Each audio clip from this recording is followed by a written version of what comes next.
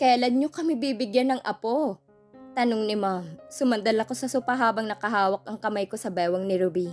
Tumawa si Ruby ng mahina. Tita, kasal muna. Tumango ako at sang-ayon sa sinabi ni Ruby. Pumasok sa isip kong imahe ni Adriana. Masaya ba siya? Ano nangyari sa anak nila ni Kev? Huling naalala ko, nakita ko kung paano dumaloy ang dugo sa mga hita ni Adriana. Pinilig ko ang ulo ko. Hindi ko na dapat iniisip si Adriana. Galit pa rin ako dito hanggang ngayon. Pero hindi ko na inungkat pa. 7 taon na nakalipas, dapat hindi na isipin pa. Bumalik ako sa ulirat nang marinig ko ang tawanan nila.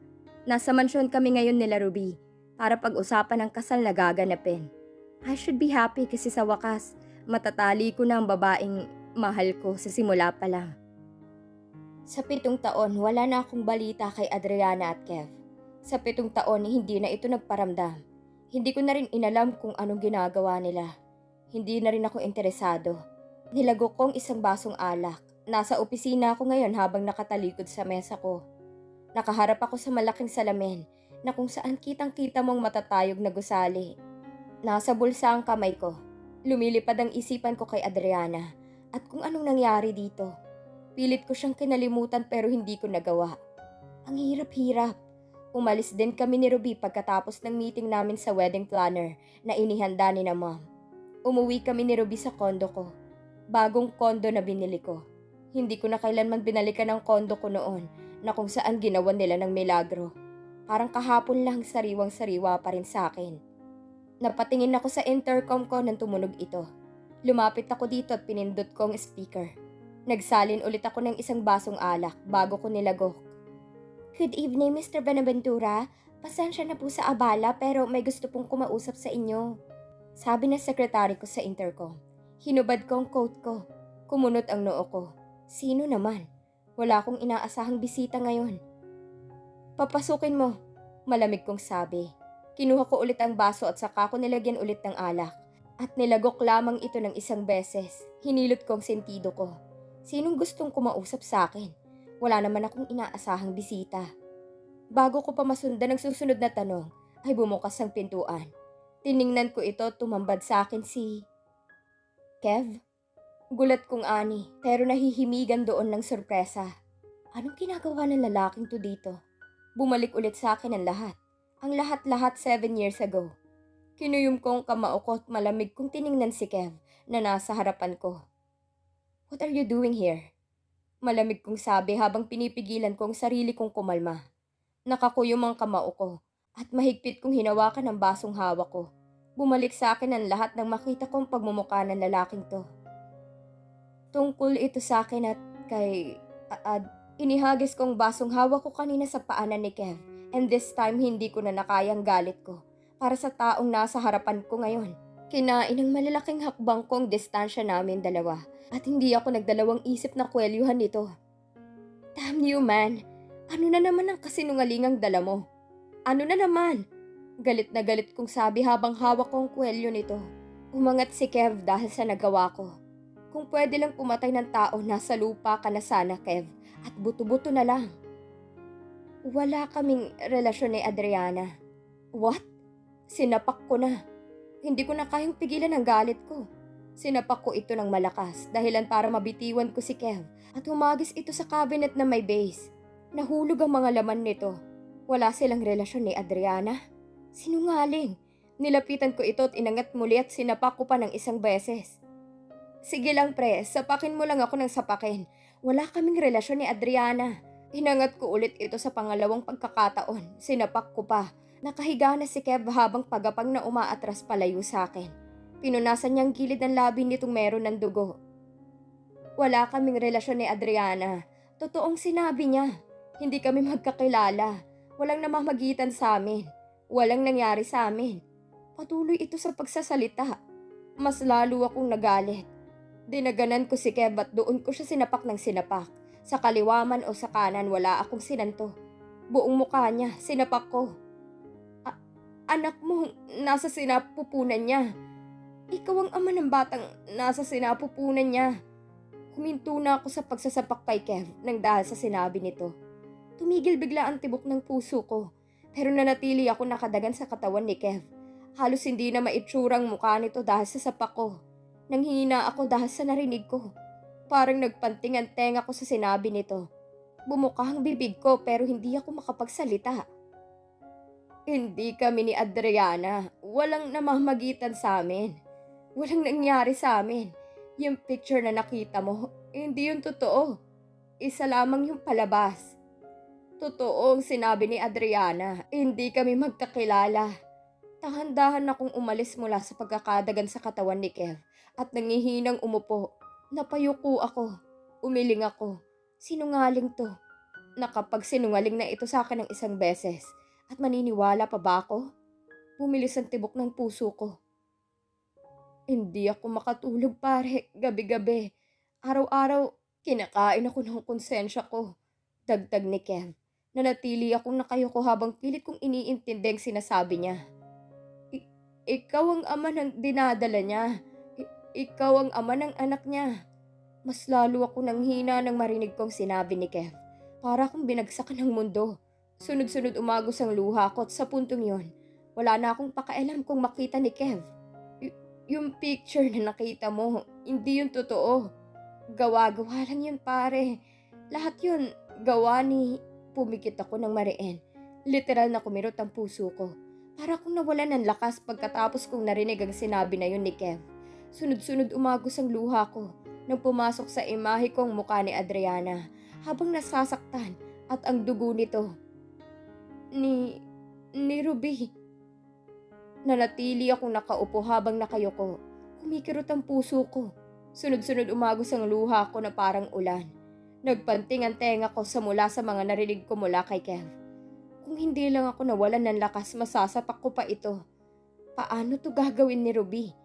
Paano niya to magagawa kung alam naman nun na sa umpisa pa lang, laro na ang lahat? Mahal mo si Adriana, di ba?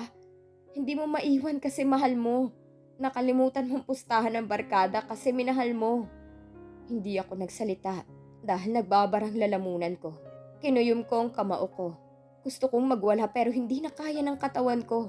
Nangihina na ako pagkatapos ng nalaman ko kay Kev. Nawalan ka na ng oras kay Ruby dahil kay Adriana. Hindi mo na halos makita si Ruby dahil kay Adriana. Puro ka na lang Adriana. Walang ibang lumalabas sa bibig mo kundi ang pangalan ni Adriana. Yumuko ako at mas lalong umagos ang luha ko. Mahal ko si Ruby, pare. Natigilan ako sa dagdag na yun ni Kev. Pumunta sa akin si Ruby at umiiyak sa akin. Dahil naramdaman niyang unti-unti mo nang minamahal si Adriana. Matagal na kaming may relasyon ni Ruby, pare. Kaming nagloko sa'yo. Iloloko ka na namin ni Ruby sa matagal na panahon pero magkaiba tayo.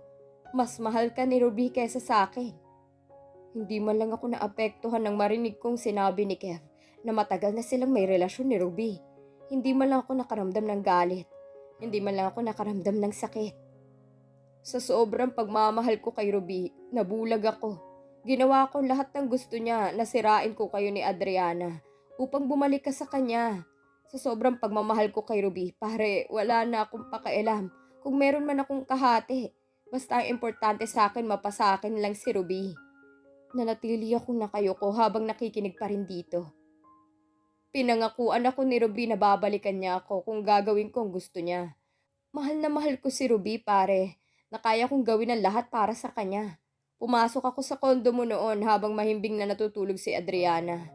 Kumuha ko ng picture namin dalawa. Isa yan sa pinaggawa sa akin ni Ruby. Mas lalong nadurog ang puso ko nang maalala ko kung paano ko sinaktan si Adriana. Damn! Ginawa akong lahat ng gusto ni Ruby sa sobrang pagmamahal ko, pare, nabulag ako. Nagtagumpay nga kami, nasira ko kayo ni Adriana. Pati pagkakaibigan natin, sinira ko. Para lang kay Ruby. Ganun ko siya kamahal. Naalala mo noon, nasa Pilipinas ako. Pero nung narinig ko magpapakasal kayo, hindi ako nagdalawang isip na pumunta sa Amerika upang sugurin si Ruby. Dahil ang pangako niya sa akin, babalikan niya ako. Oras na masira kayo ni Adriana. Pero shit, malalaman ko na lang engaged na kayo. Hindi ko alam kung anong mararamdaman ko. Basta isa lang ang importante sa akin. Alamin ang lahat-lahat. Pagdating ko sa Amerika, nadatnan ko kayong lahat habang sinasabi niyo ang katotohanan kay Adriana. Gustong-gusto kong sabihin ng totoo, pare, nung nakita kong mukha ni Adriana na nagmamakaawa sa akin. Pero mas pinili kong magsinungaling para kay Ruby ulit. Kinuyom kong kamao ko nang maalala kong pangyayaring yun. At wala akong ibang naramdaman kundi ang kirot. Patawarin mo sana ako, pare. At sana ganun din si Adriana. Aalis ako ng bansa at hindi na magpapakita pa sa inyo. Kinakain ako ng konsensya ko. Nagsisisi ako kung bakit ko nagawa yun. Nangihinang sabi ni Kev. Nanatili ako nakaupo at hindi pa rin makagalaw. Para akong binagsakan ng lupa at langit. Paano ako makakasiguro na hindi ka nagsisinungaling ngayon? Sa wakas nakapagsalita ako. Ngunit mahina lamang ang boses ko. Napatingin sa akin si Kev mula sa gilid ng mata ko. Puntahan mo si Ruby at kausapin mo. Siya ang makapagsasabi at makapagpapatunay na nagsasabi ako ng totoo. Unti-unti ko naramdaman ang galit para kay Ruby. Tinapik ni Kev ang balikat ko. Saka ito dahan-dahan tumayo. Pag nalaman mo na ang lahat, hanapin mo ang mag-ina mo. At ipagdasal mo na sana buhay pa ang anak mo. Huling bili nito, saka ako iniwan mag-isa dito sa opisina ko. Sunod-sunod umagos ang luha ko nang maalala kong mukha ni Adriana habang nasasaktan. I'm sorry. Pumasok ulit sa imahe kong binti ni Adriana na merong dugo. Para akong nawalan ng dugo habang iniisip kong anak ko yun. Hinding-hindi ko mapapatawad ang sarili ko. Hinding-hindi. I'm sorry, Adriana. Yumuko ako at mas lalong umagos ang luha ko nang maalala ko kung paano ko ito sinaktan. Kung paano ko ito dinurog. Kung paano ko ito pinaiyak. I'm sorry. Bumilis ang tibok ng puso ko. Ang sikip-sikip sa dibdib. Habang binabalikan kong nangyari 7 years ago. Hindi ko alam kung anong mararamdaman ko. Hindi ko alam. Hindi ko mapapatawad ang sarili ko. Kapag merong nangyaring masama sa mag-ina ko. Tumayo ako at ginamit kong natitira kong lakas upang umalis sa opisina at para kausapin si Ruby. Kailangan ko ng totoo. Umalis ako ng building ni hindi ko na pinansin ang sekretary kong lalapit sana sa akin. Hindi ko pinansin ang mga empleyado kong bumati sa akin. Lahat sila nagsitabihan. Siguro nakita nila ang galit kong muka. Pagsisisihan ko ito panigurado. Hindi ko mapapatawad ang sarili ko. Yung anak kong nasa sinapupunan ni Adriana. Shit, wala naman sanang nangyaring masama. Where are you?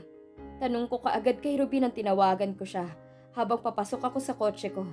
Nakarinig ako ng tawanan sa kabilang linya. Dahilan para kumunot ang noo ko. Sinabit kong seatbelt ko. Nasa parents mo. Pinatay ko na kaagad ang tawag. Pinaharurot ko ang kotse ko paalis sa building.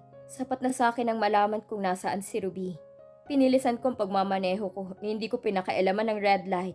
Mahigpit kong hinawakan ng manibela. Saka ko naiisipin pag nalaman ko na ang totoo.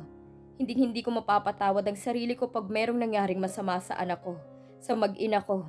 Naaalala ko kung paano kinaladkad si Adriana ng 2 tauhan ni Mom. Shit, tuwing naaalala ko, ang sakit-sakit sa dibdib. Dahil hindi ko talaga mapapatawad ang sarili ko. Ilang sandali pa parating ako ng bahay ng parents ko. Kaagad akong lumabas ng kotse at dumiretso papasok. Ruby! Ruby, where are you? Sigaw ko yun sa buong mansyon.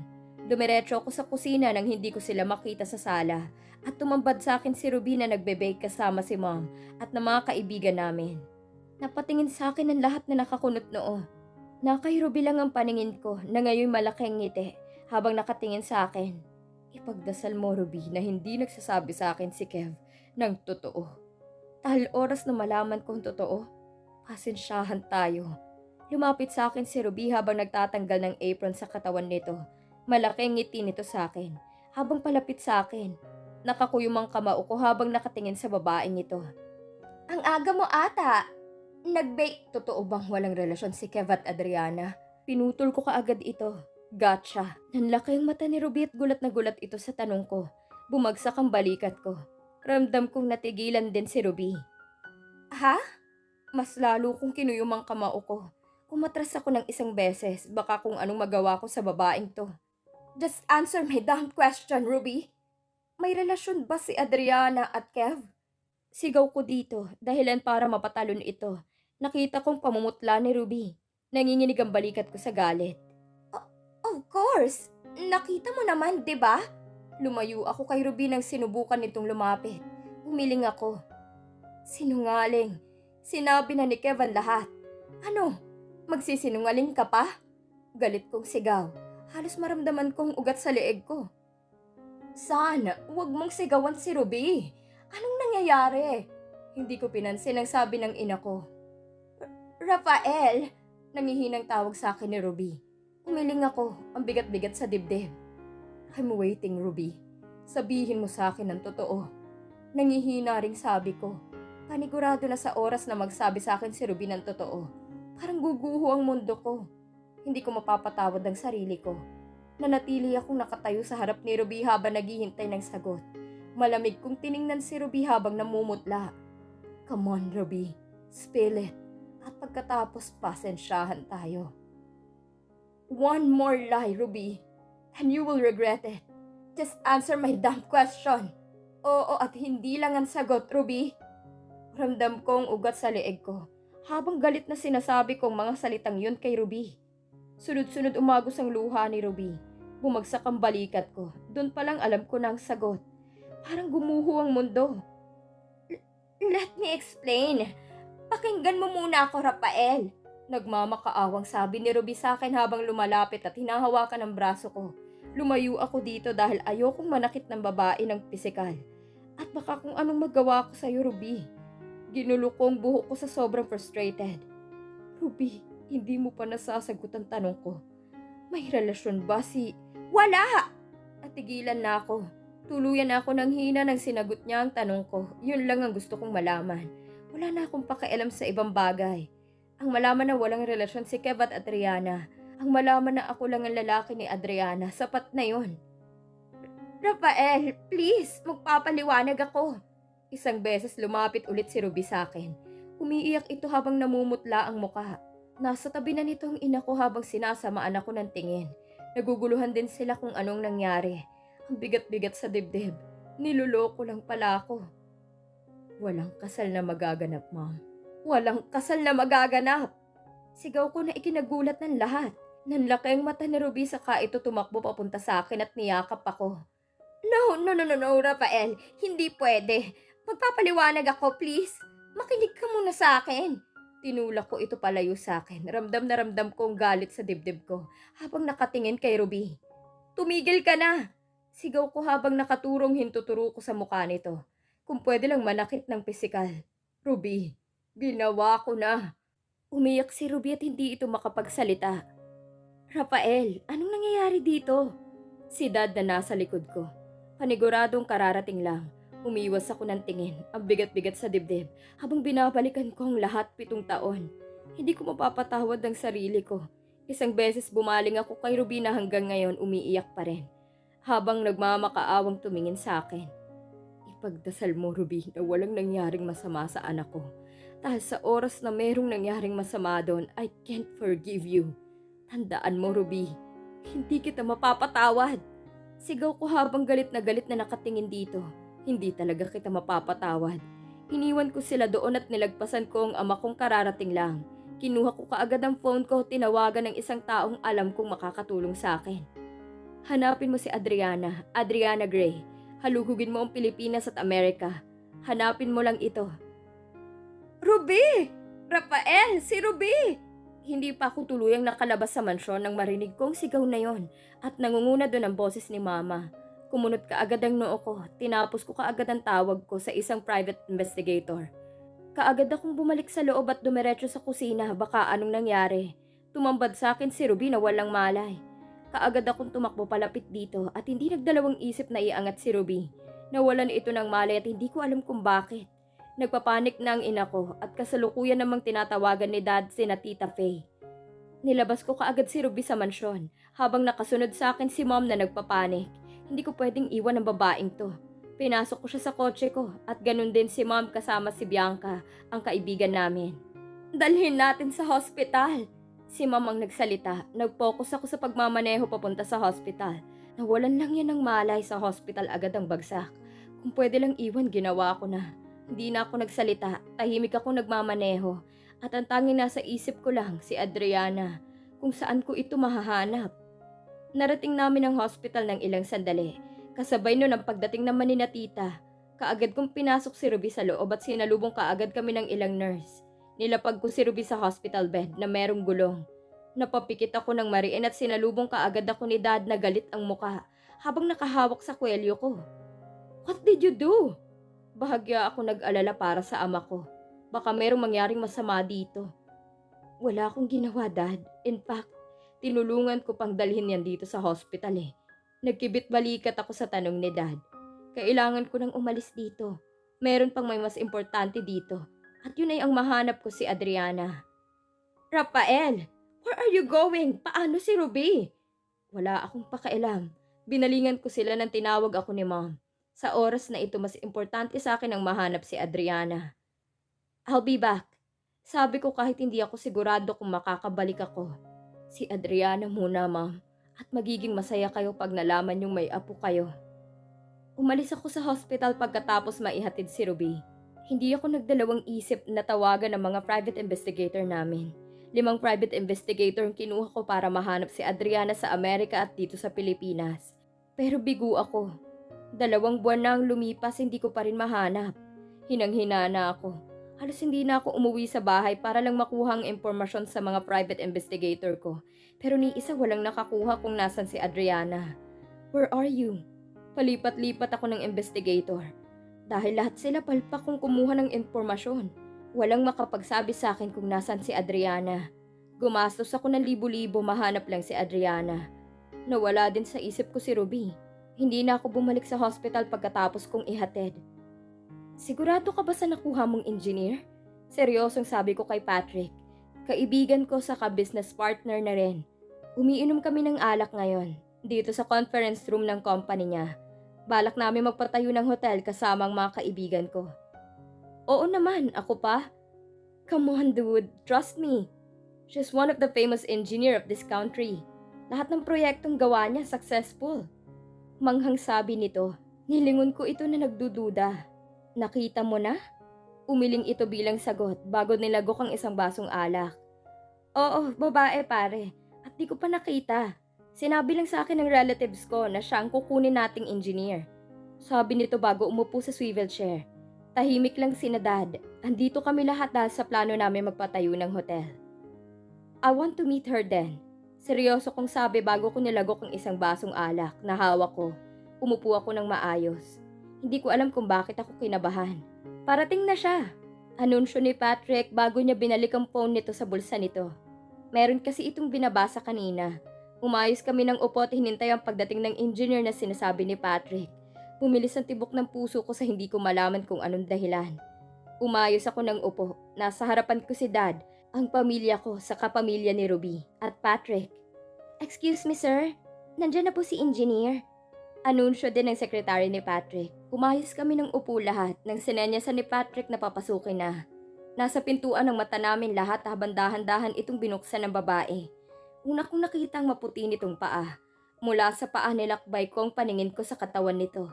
Hanggang sa makita ko kung sino ito. Huminto ang ikot ng mundo ko. Huminto ang tibok ng puso ko. "Adriana?"